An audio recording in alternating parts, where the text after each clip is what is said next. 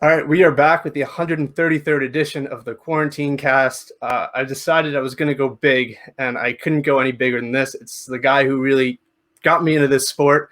He's one of the best strikers on the face of the planet. And without further ado, I'm going to introduce him, Stephen Wonderboy Thompson. What's up, my brother? How you doing? I'm doing great, man. It means a lot that you took the time. I've spoken to Weston Wilson. I spoke to Ray. And man, what a way to complete it to have you join me on the Quarantinecast. Heck yeah, man. Well, anytime, brother. I enjoy it for sure, dude. And especially anybody who's a fan of the sport, I'm down. I love it. So first things first, man, how are you doing? How were your holidays? It was actually really good, man. Very eventful.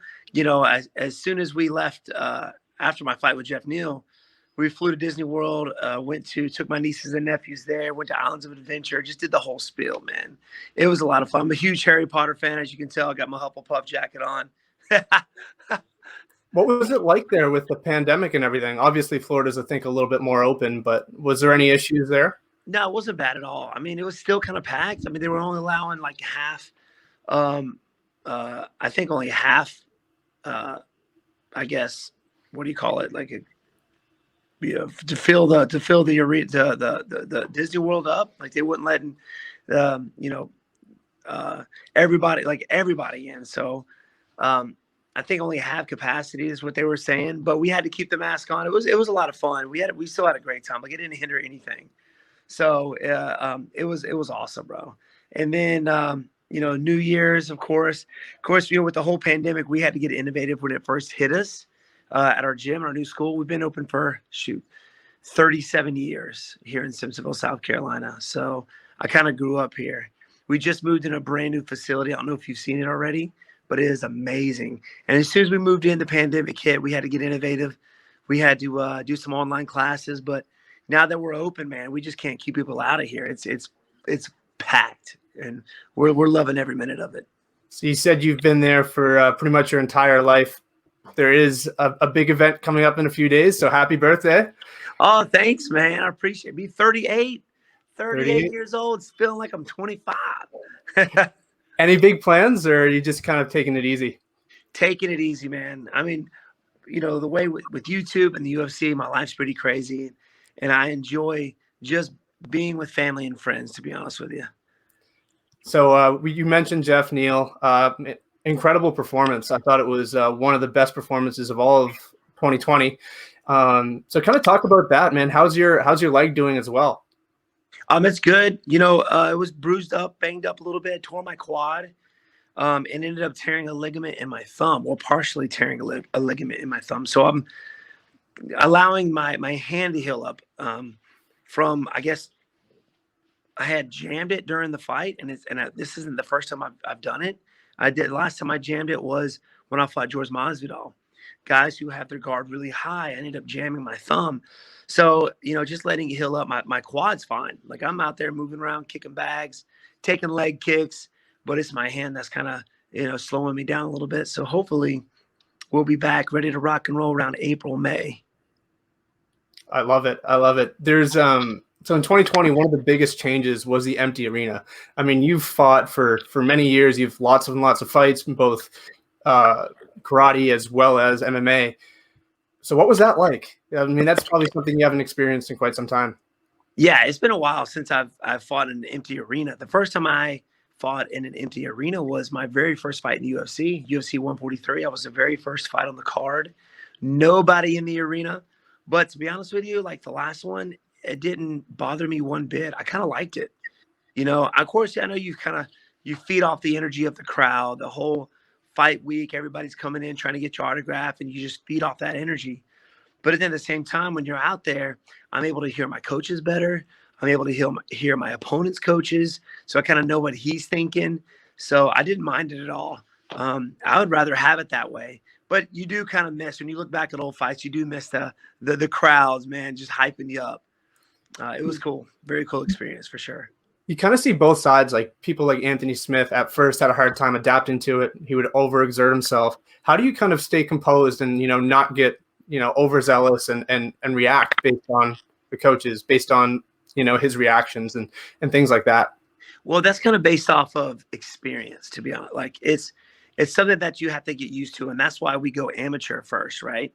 I had, man, close to 30 something amateur fights, and that's when I did most of my learning, how my body reacts to pressure, dealing with the nerves before the fight, after the fight, the weight cut, things like that during that amateur process is when you figure things out. You have a lot of guys that'll have 2 or 3 amateur fights and go pro, which I don't agree with, because you're still trying to play catch up. You're still learning, how to deal with the nerves and, inside the octagon as well. And that's just all an experience. Like for me, I'm the type of guy, of course you're super nervous, but in the back, I knew guys that, burn themselves out before they even step out there because they're pacing in the back. They just can't stop moving. I've taught myself to sleep. I sleep when I'm in the back getting ready to go out and fight. My dad would wake me up like 2 fights, maybe a fight before I'm supposed to go out, hit a little mitts and then go for it. It's almost like your body doesn't even have time to get nervous. But that's how I kind of cope with the nerves, So for me, it was just in my amateur stage is when I had to learn I learned a lot about my body and kind of deal with all the ins and outs of the game. There's one thing that you never experienced up until fighting Anthony Pettis, and that was suffering a knockout loss. Hate bringing it up, but I had to. It's all good, man. Trust me. How do you kind of put that, I guess, behind you next fight? I mean, you're fighting Vicente Luque, who's very, very powerful. How do you kind of drown that out and not, be hesitant or not, react based on the fact that you're scared of maybe getting knocked out again? Well, I knew at the time, like that was the very first time I've been knocked out, and I don't take a lot of damage like most guys out there. A lot of guys out there take a ton of damage, and they lose their chin just from the constant, bashing of a fist up against their skull. And for me, the way, just my style, it allows me not to be able to take that much damage. So it was the first time I've been knocked out. And it was a fear that I've had since I first started fighting. I've always wanted to know what it kind of felt like. And it was one of those opportunities like, hey, it happened. And now I don't have to fear it, because it wasn't that bad, to be honest with you. I mean, I would rather get knocked out in the first round than just get my behind whooped for 5-minute rounds, I woke up in the back, didn't have a headache. Well, what I mean by is that I came to in the back. I was awake in the cage, but I wasn't all there. But, got an MRI, CAT scan, no brain bleeds or anything like that. So everything was good. So coming back off of something like that, it's all about preparation. I took the time off to give my body time to heal. And that's a big part. I knew a lot of guys who get knocked out and step out there a few weeks later, next thing you know, they get knocked out again, and then their chin's not the same. So, my dad, my head coach, my dad didn't allow me to step out there too soon. I wanted to step back out there, as soon as I could, just to redeem myself, because there was a fight in my hometown like a month later, and the UFC was expecting me to fight on that card. And we were like, no, we're not going to do it. Just give my head time to heal up and be ready to rock and roll. So that was a big part, just giving myself time to heal up. Yeah, I actually spoke to him on his perspective, because it was the first time he had seen you be knocked out as well. And yeah, he's your head coach, but he's also your father. So when you go to the back and, and you're letting things sink in, you had just got knocked out in front of your dad. How did that feel? My dad's there. He's my dad. But when it's fight week, when we're in the gym, he's coach. And I know that he's got my best interest at heart, and he's going to be there for me in a win or a loss in the most positive way. Yeah, he told me, after the fight, he loved me, and, we got some things we got to work on defensive wise, but he said he was proud of me, man. No matter what, I took it like a champ, and not just win like a champion, but lose like a champion as well. And that's, that's kind of what I wanted my fans to see. When a lot of people after a loss, they're down in the dumps, and, looking down on themselves, but I was winning that fight. I got caught. Yeah. But I gave it my all. Like I could be disappointed if I got knocked out and not have given it 100% out there, then I have a reason to be disappointed. But I gave it all I got, so there's no reason for me to be disappointed. He just got me, and it was all good. Pops was cool. Even after a win, I could knock the guy out in the first round. My dad's telling me what I should have done better in that first round, and that's how I grow. That's how I get better. So he's the best in those kind of ways. That relationship really is rare, the father-son duo, and as well as a head coach and son. I mean, you see it with guys like Khabib and Ronda, but they also Khabib's had other coaches. He had Javier Mendez, right? And same with Ronda. So describe that and the pros and cons of having him as your head coach year round, like living with you and everything. That's just something that we've been doing since day one. Obviously, there's a lot of father-son duos out there that you've seen not make it, like Roy Jones Jr. and his dad, Mayweather and his father. And I think it gets to the point of where when the student starts to get a little success, they start to think they know a little bit more than the coach, and I think that has to do with ego. I consider myself an observant person, so I learn I see that and I learn from their mistakes. And what father-son doesn't butt heads, but I know at the end of the day, in the gym, in the school, he's coach. We know how to separate that. Yeah, he's dad outside when we're out home having dinner or just hanging out with the fam. He's pops. But in the gym, whatever he says goes. And he's trained a lot of world champions and fighters since the 70s. So I know he knows what he's talking about. And, Khabib understood that as well.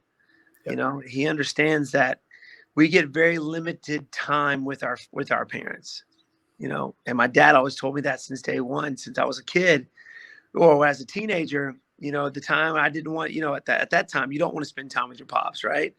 But my dad always told me, he was like, listen, man, I'm not going to be around for long. Spend as much time with your pops as possible. And that's something he told me, that's something that he took advantage of, took for granted, because his dad was gone when he least expected it. And he wished he had more time with him. And I just don't want that. But to have a sport like this, to be able to share with my dad is awesome. And a lot of our students see that, their kids start up, and the next thing you know, their other kid starts up, and the next thing you know, the whole family started up. And it's just something that they can share and do together, go home and talk about, and to help each other with and grow stronger as a family, not just martial artists, but to grow as a family as well. Because not a lot of people don't have that. They don't get that, so I think it's something special. Yeah, I mean, I can relate. My little brother plays soccer, and my dad played as well, and they're over in Europe living their dreams together, which is kind of neat. Left me behind in Canada, but it's kind of cool to see, like you said, family really comes together through sport, and it's beautiful to see, and it's amazing that you have that relationship. There was one moment he said that stood out to him throughout your entire career, and that was a training session with Anderson Silva. So I'd like to get your perspective on it. What was that experience like? Man, that was the coolest moment of my life, just to be able to go out there. And because at the time, Anderson's the GOAT. Oh man, I don't know how many title defenses he had, but it was ridiculous. And he's the best of the best, best striker who I think ever stepped out in the octagon. Of course, there's guys out there like Izzy Adesanya, myself, but at the time, to me, he's the GOAT. And to be able to spend in his prime, to go out there to California, spend some time with him at Black House, do some sparring with him and Lyoto Machida was just a dream come true, man. It was really, really cool to see him and to feel what it was like to fight him. It was just awesome. The guy could go from a Muay Thai stance, fighting style, to a karate fighting style like that. I'm just like, what? It was awesome. So it was super neat, man. I was looking for a management company at the time. This was before I was in the UFC. And my brother-in-law, Carlos Machado, knew the guys up there at Black House. And I didn't end up going with those guys because, they all spoke Portuguese and not a whole lot of them spoke English, So I didn't go with them, but it was a cool experience, man. Yeah, I mean, I can only imagine. And besides that, he's also one of the NMFers as well. He's got to be up there, right? Yeah, he's got to be. Yeah, him and GSP both. Him and GSP, man. Yeah. If there's a Mount Rushmore, the three of you were on there for sure. Oh, thank you, dude. Thank you. Speaking of another guy who's really nice, Chase Hooper just spent a bunch of time with you. So what was that experience like? Super cool kid, man. The kid's 21 years old. Yeah. I mean, like, and he's in the UFC. I'm like, what? I didn't get into the game till I was, late 20s. I didn't get into the UFC until I was 28 years old, so fairly late in the game. But for somebody like him, I think that's really, really cool. I'm very proud of him and the person he is, man. I got to meet him for 3 weeks, short period of time, but the improvement that he's made since he was here was just great. And there's so much more that he can improve on. Obviously, it's his striking he needs to develop and grow.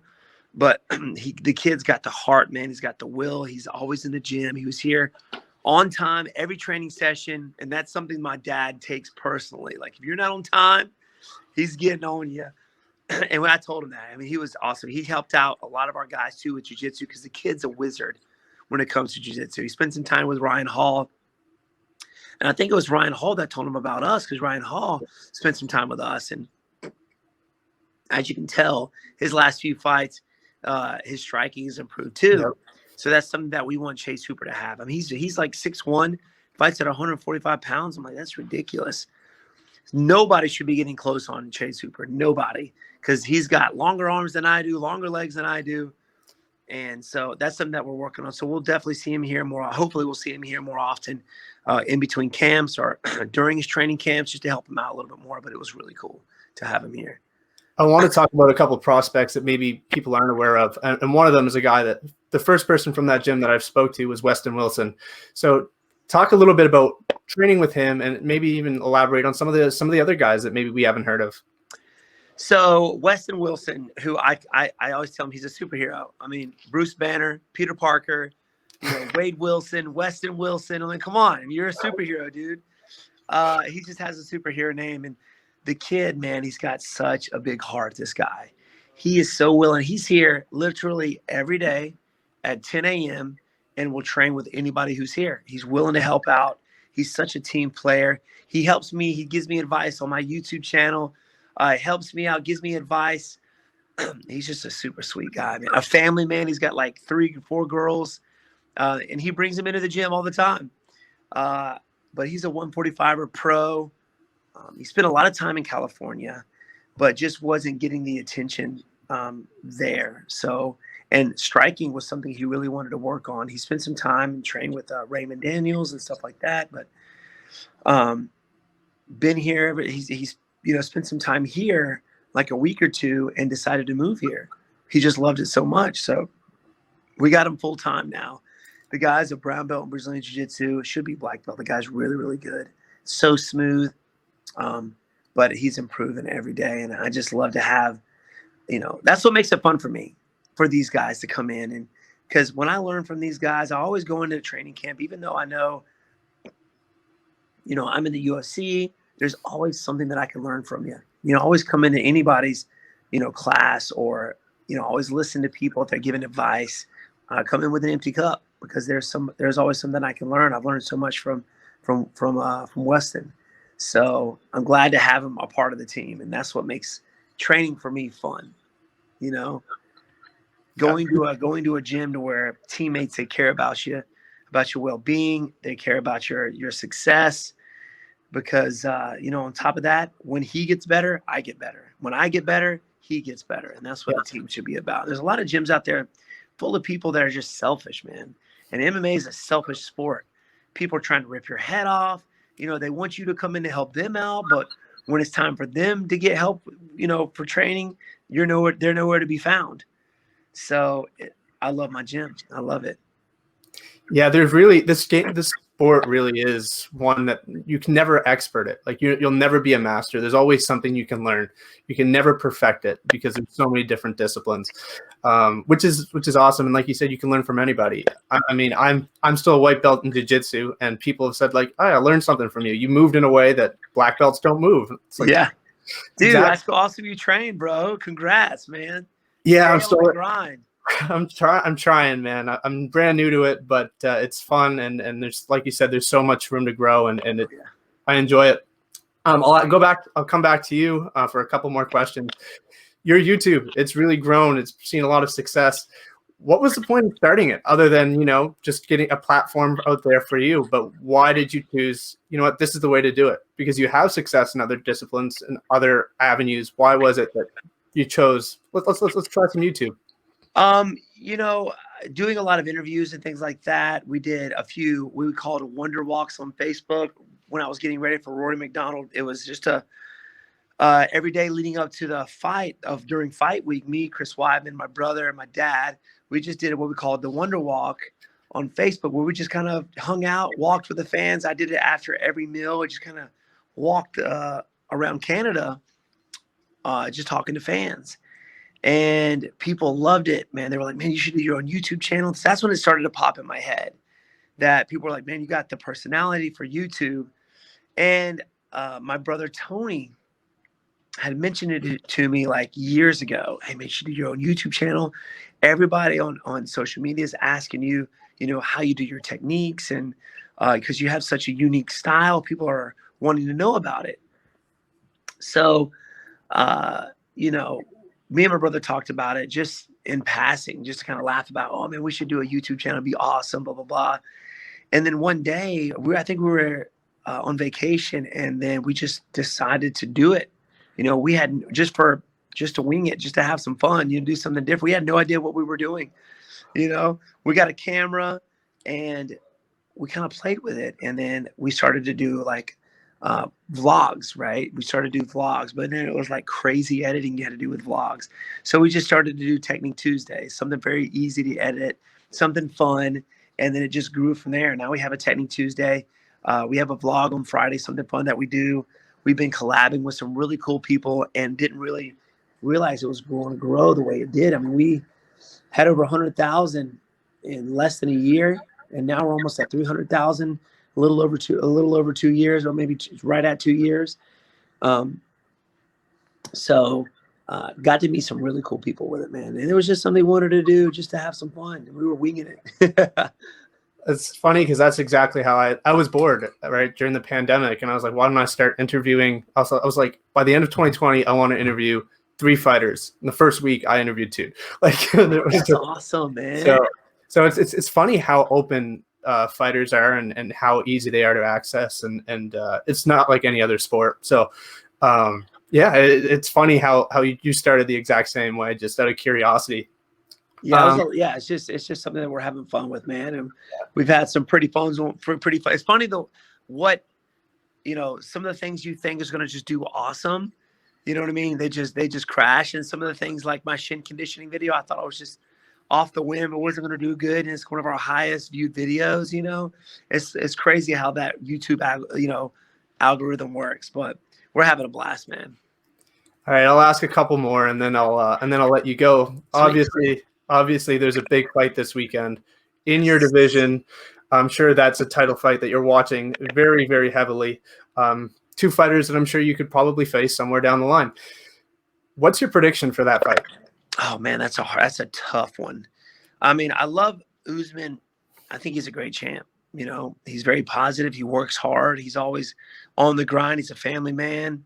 I think he's a great champion. The guy, he's very good at what he does, and he sticks to his game plan. He very rarely does he ever get out of bad position, and he's got cardio for days. But this is definitely the toughest fight for him today. Gilbert Burns is very good striking. He's been knocking dudes out, and he's a high level jiu-jitsu practitioner. I mean, so you're thinking, is the fight going to be standing? Are we going to see another Usman and Colby Covington fight where the grappling just cancels each other out? Are they going to have to stand there and bang it out? I believe Usman's got the longer reach. He's a very clean striker. Like I said, he very rarely puts himself out of bad position. But Gilbert Burns, very explosive. He can close the gap fast. So man, it's like give me a quarter and let me just flip. Heads is Usman, tails is Burns. That's how I kind of look at this fight, because that's what makes this game so fun. About drop my phone there for a second. That's what makes this game so fun. Like, you can sit there and look at these guys, and just like anybody could take home the win at any given time. Whoever shows up this Saturday It could be either one of them. They're the ones that's going to be going home with the belt.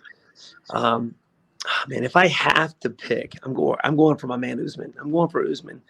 I just think his wrestling can cancel out Gilbert Burns' jiu-jitsu. But that's the thing too. Like, they've trained with each other. They have over 1,000 training sessions together, sparring sessions. So it's like they know each other so well. But I think what Usman has as an advantage is actually getting out of his gym and going to another gym, getting different looks, getting different coaches to bring back to give him a different look on the fight game. Could definitely help him in this fight. I'm just going to put this out there. Usually when you flip a coin, heads tends to land slightly more often than tails. So there you go. So I didn't even know that. I didn't know that. Don't know why. I think it might just be it weighs a little bit more. But anyway, so yeah, I like that. I like that breakdown. I have Usman winning too, but I think it's just because we haven't seen a blemish. He hasn't lost in so long that it's really hard to pick against him. Yeah, I agree. But momentum is going Burns' way, so it's really, really exciting. Yeah, and he's fired up, man. You got somebody with that kind of like, enthusiasm and confidence. Like, it's hard to break somebody like that. Yeah. And that leads me to this last question. I mean, you're probably one fight away from fighting one of those two men for the belt. Is there a name that, ideally you'd like to fight? Obviously, there's rumors of Nick Diaz coming back. Michael Chiesa had a big win. Jorge Masvidal was on the tip of your tongue after your last fight. Is there any name that you're like, that's the fight I want? At this point, it's obviously somebody that's ranked above me. The last 3-4 fights that I've had have been guys ranked behind me, especially the last two. Undefeated guys, 7-fight winning streaks, been knocking guys out, Vicente Luque and Jeff Neal. So, I'm 38. I'll be 38 this Thursday, but I feel like I'm 25. Like, I'm still, can go for the title. I know I can win it. I know I can go for it. And, I just praying that the UFC is not the type to, make me, trying to make me a gatekeeper. I'm not a gatekeeper. So yeah, anybody that's ranked above me, I know there's everybody ranked above me could possibly have fights. I know Edwards is fighting Hamzat. I know they're trying to make the Colby Covington and George Masvidal fight. But if that doesn't fall through, give me George Masvidal. And of course, if Nick Diaz comes back, I think that he's got a big name. I would love to fight him as well. So anybody ranked above me or somebody with a big name like that would be awesome. All right, man. I don't want to take up any more of your time. I'm already at 30 minutes, and I could talk to you for an hour. But yes. Well, let's do it again sometime, man. I'm always down. That made me so happy when you said that. I'm always down. So thank you very much for the time, and I appreciate it. Thank you, my brother. You have a good one, my friend. I appreciate you having me on. Yeah, you too. All the best. Yes, sir. There we go. That was Stephen Wonderboy Thompson. Like I said, I tried so hard not to fanboy throughout that entire thing, but he's one of the guys that got me into this sport. Obviously, his legacy and everything speaks for himself. Former title challenger twice. He fought Tyron Woodley twice for the title, and he's right in the mix. He's a fight away from a title shot. Obviously, an honor to speak to him. And so if you guys haven't yet, be sure to like, comment, and subscribe, and I will see you guys next time.